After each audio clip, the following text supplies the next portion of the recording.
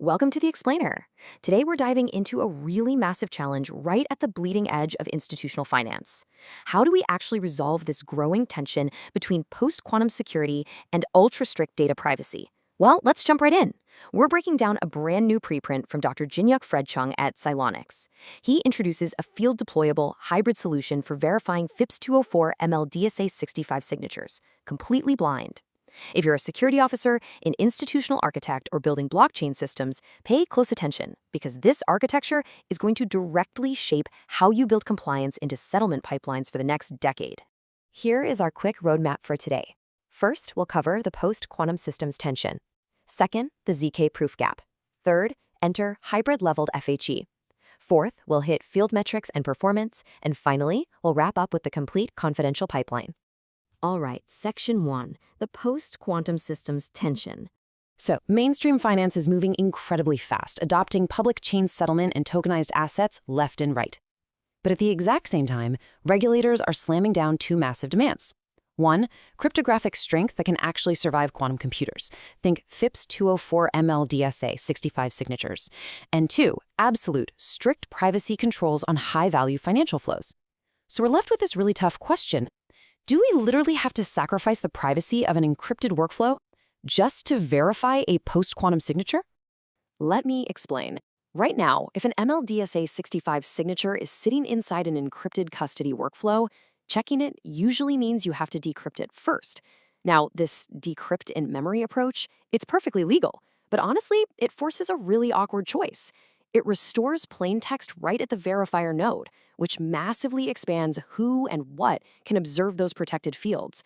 And that creates a ton of friction with data minimization and least privilege rules under frameworks like GDPR or the EU's DORA.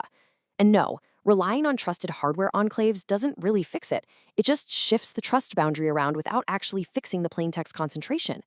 The absolute ideal state we want is zero plain text at the verifier. We want to rely entirely on math, not on hardware trust. Let's move to Section 2, the ZK proof gap. Look, we all know that mainstream blockchain stacks lean heavily on validity proofs, right? Things like ZK Starks are just phenomenal cryptographic instruments. They give operators a totally transparent way to prove that massive batches of state transitions or historical amounts followed all the ledger rules blindly. They do this without exposing the underlying data and, importantly, without needing a trusted setup. But here is the catch. While ZK proofs are absolutely incredible for proving the integrity of history, they are just not the right tool for a totally different kind of problem. The gap is this. If you have an MLDSA 65 signature attached to a payload that has to remain encrypted, and your counterparty just needs a simple accept or reject without actually opening the envelope, ZK proofs can't easily answer that. They just aren't built to efficiently verify that specific digital signature while the surrounding material stays locked down tight. Which brings us to Section 3. Enter hybrid-leveled FHE. So rather than forcing that sensitive payload back into plain text, or trying to cram this whole massive process into a heavy zero-knowledge circuit, the paper proposes a super clever hybrid approach. It uses leveled, fully homomorphic encryption, or FHE. Basically, FHE lets you compute directly on encrypted data. In this workflow, the verifier evaluates the linear core of the digital signature entirely within ciphertext. They literally never open this sealed envelope. Let's actually walk through exactly how this hybrid protocol works step by step. First up, in the setup phase, the public elements are parsed and the message is cryptographically bound.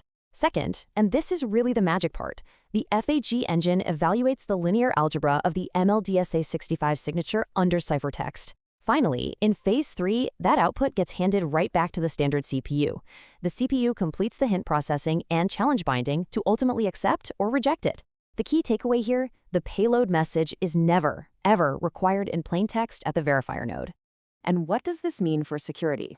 Well, inherently, this FHE approach gives you rock-solid replay resistance. Because the evaluation has what we call a shallow multiplicative depth, it's non-malleable in ciphertext. That means an adversary can't just tweak the encrypted payload in transit to spoof a fake verification. Plus, it's completely stateless. There's no residual evaluation state left behind for an attacker to harvest or recycle. The FHE strictly locks that MLDSA 65 signature to its specific encrypted payload. End of story. All right, let's look at the hard numbers in Section 4, field metrics and performance. Whenever you bring up FHE, the very first question is always about latency, right? Is it going to be too slow? But because this protocol only uses a leveled FHE for that shallow linear core, it totally bypasses the heavy processing of deep homomorphic rewriting. The result? The end-to-end residual latency averages a blistering 2.54 milliseconds on standard commodity Intel hardware. And since this is trivially parallelizable, a standard 64-core enterprise server could easily crank out over 25,000 confidential verifications per second. That completely satisfies near-line institutional clearing requirements. Next up is the noise budget. Over 10,000 trials, the absolute maximum infinity norm noise observed was 51,489. Now, why does that specific number matter? Because the strict mathematical bound for failure is 65,536. The data on that noise distribution proves that the absolute maximum observed value stays securely, comfortably inside that strict budget limit. That means this residual path remains perfectly usable and totally deterministic. In fact, they recorded 0 errors across 10,000 trials.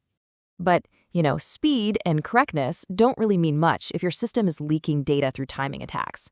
Confidential paths are huge targets for side-channel observation. So they subjected this architecture to a fixed versus random test vector leakage assessment, or TVLA. The result was a maximum absolute score of 1.13. Considering the standard threshold for failure is 4.5, this is fantastic. It proves the residual evaluation path doesn't present an obvious first-order timing distinguisher, which provides that essential side-channel discipline institutional operators absolutely need. Finally, for our metrics, let's look at fidelity. Does this hybrid method actually match up with standard FIPS 24 implementations? The data shows a 100% agreement with PQ Clean, a public reference MLDSA 65 implementation, across 10,000 trials for both valid and corrupted signatures. So you can have absolute trust in the protocol's accuracy. Bringing it all together in Section 5, the complete confidential pipeline. This is where we see the ultimate technical synergy in a post-quantum institutional pipeline. It's really about using complementary tools, not competing ones. ZK proofs, like Stark's, they do the heavy lifting for the ledger rules, validating state transitions and amount balances blindly over long historical traces. Meanwhile, leveled FHE steps in to handle the actual digital signature validation, that MLDSA 65 check, on one specific payload envelope without ever opening it. Put them together, and you've got a complete, confidential, post-quantum authenticated transaction pipeline that strictly meets FIPS 204 requirements. To wrap up, as the paper concludes, this hybrid-leveled FHE residual verification really is the missing building block.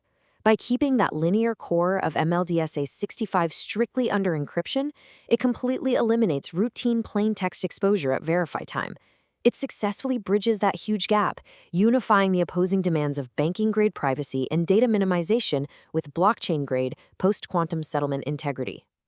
So what is the big takeaway from this explainer? The technology to resolve the tension between audit-grade signatures and operational privacy is finally here. The math checks out, the latency is in the millisecond range, and the side-channel discipline holds strong. So the final question I want to leave you with today is this. Is your own institutional pipeline genuinely ready for a post-quantum zero plain text reality?